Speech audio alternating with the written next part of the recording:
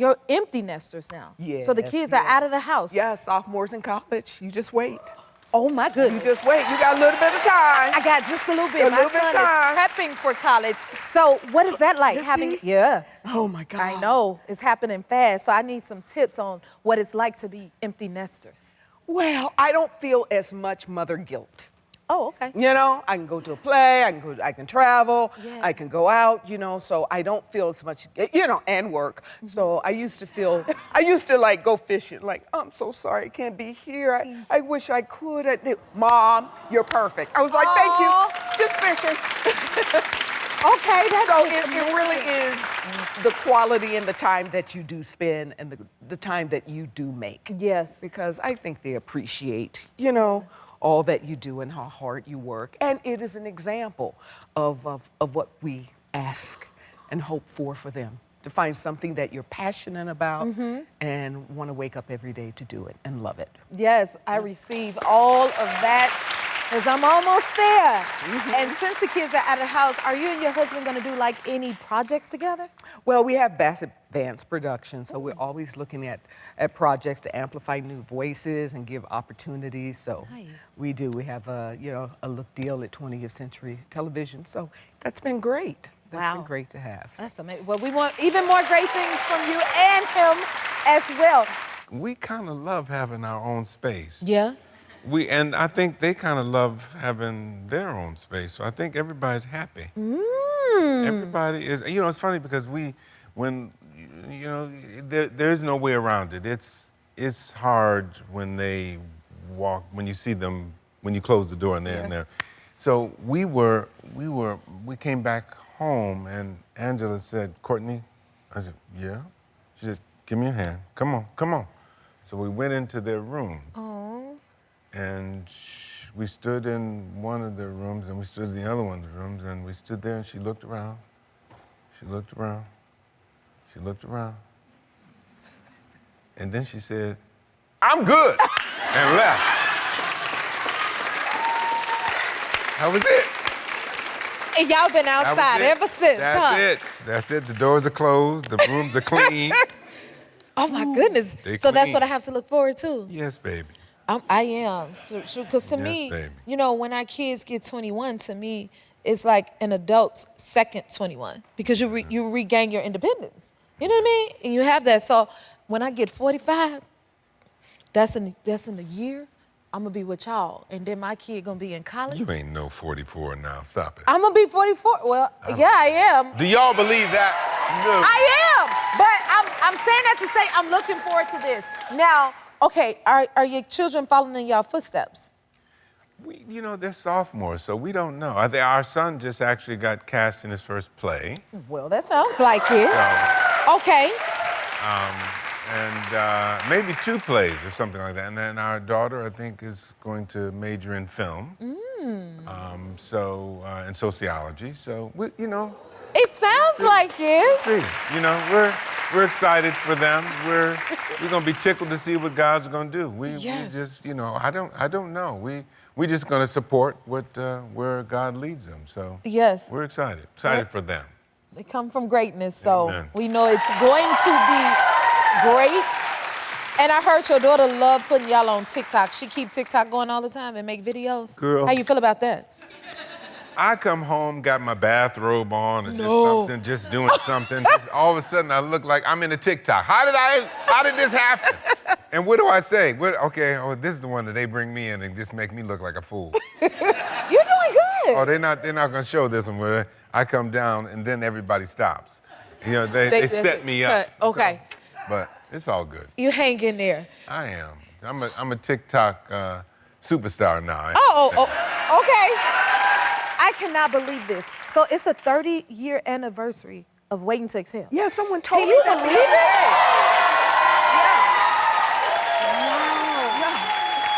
Yeah. It went by in a flash. Yeah. Yeah? That's hard to believe. Yes. Your performance was tight. Thank you. That was a great moment. And I think that was the beginning of the whole, female-centric films. It was a game changer, It was for a change, sure. absolutely. Now, I heard Loretta said that you all got kicked out of a viewing of the movie. Is that true? Well, we were in Arizona filming, and of course, after a filming of today, we were able to see yesterday's scenes. Okay. So go to the little studio, Yes. have some popcorn.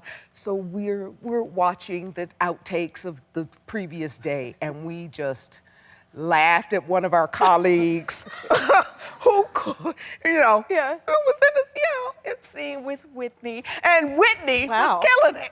And so Okay. we're like, what? So we were just having too much fun, and I guess they thought we shouldn't. Oh, y'all were interrupting the editing room. As we do. That's what it sounds Yes, like. we do. We had critiques and you- comments. Could you imagine, guys, being like a fly on the wall on that set of that movie with... Do you understand? Yeah. Oh my God! What? I'm sitting here like, what to have been We didn't there? know what it was going to be, but the book was so popular. Yes. So we knew we would have an audience, and boy, did we. So You would? it's remembered even, 30 years later. It was just tremendous. Yes. Yeah. Congratulations. Forrest Whitaker directed us. He was our director, and I think that was his first feature film, and he couldn't have been more just like supportive and loving, and so it was great. Oh my goodness. Fantastic. Getting the history and the context from you. Oh my, okay, I'm overwhelmed right now thinking about it because you've played so many powerful, iconic, impactful roles. Like,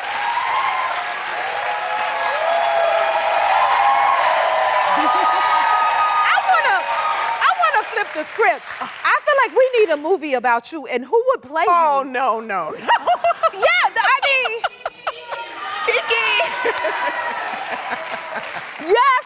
Yes. They say we look alike. Do you think you We- guys favor? I think a little bit. Yes. Yeah, I think we do. I could see it. Cheekbones, eyes. Okay. But she got way more energy than I do. You better tear it up. Stop it now. Now, tell us about this. You narrated the W.E.B. Du Bois biography of a race. How did this come about? Well, I had carried around, there's 2 volumes of it, volume 1, volume 2, and the first volume was released in 1993, and there it is, and won the Pulitzer Prize for biography, David Levering Lewis. And I've carried around that book for 30 years, waiting for somebody to do the audible version, the audio version. Yeah. Because I listen to all my books, and I listen to big biographies. And so I was at Harvard. Tom Hanks was doing the commencement there. I went to support him. Right. And David Levering Lewis, the author of the book, was getting an honorary doctorate. So I figured I would have the chance to ask him why there's not an audible version. And I missed him. So I had my folks track him down, and we got on the phone. I said, "Why, David?" He said, "Because audible or audio books weren't around in '85 and '93, and then in 2000 when the Right. second one came out and won the Pulitzer." So he said, "So Courtney, what are you saying? Are you saying you want to do the audible version?" I said, "David, there's 600 pages plus each." Times 2, 600 times 2. I said, yes. We're glad you said yes. Yes. So in reading, and I didn't read the book prior. I would read, because we only could do 20 pages a day. I was going to ask what the process is like. We work from 11 to 3. Now we're going to be doing from 10 to 3 to catch up. 11 to 10 to 3. And I read the 20 pages prior, and then we come in and record them. And it's just so fascinating. We're just listening to what they dealt with W.E.B. Du Bois, who was back in, in our parents' generation. Right. They had a picture of Martin Luther King Jr. and Jesus over their mantelpiece. Yes. In our parents' generation, they had a picture of W.E.B. Du Bois and Jesus. Wow. That's how big that man was, and we don't even know it. You are right.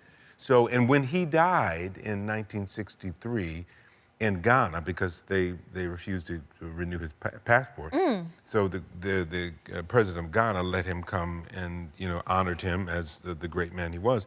He passed away the same day, the same time Martin Luther King Jr. was doing the I Have a Dream speech. What? So he was going, and It was MLK, like a trading of the guards. Yep. And that's what for me, I read those kind of books because the big biographies to find out about not only about the people but about the time period, so that we know that things go around in a circle, and things that are happening today, they happened in 1924, the Immigration Act of 1924. They deported 1.8 million Mexicans. In 1924, they deported 1.8 million Mexicans, and what are they doing today?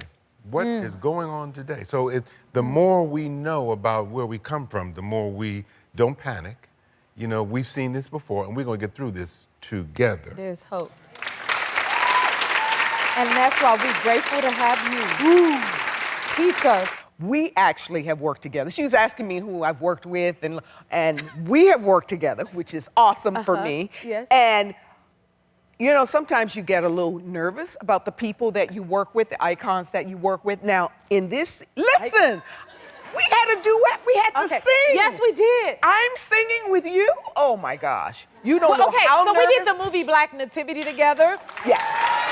And she was my mom. And Forrest was her dad. And we got to sing together. Yes, right? we did. We right. did. It's always an honor to just be in your presence, the legend, the icon. The only thing that kept me calm is that I sung in my room and you sung in your room, and then they put them together. You did good.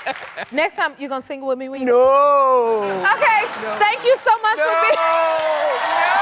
I'm gonna applaud you. Your happy place is here. What was your favorite part? Drop it in the comments and subscribe to help keep the joy coming.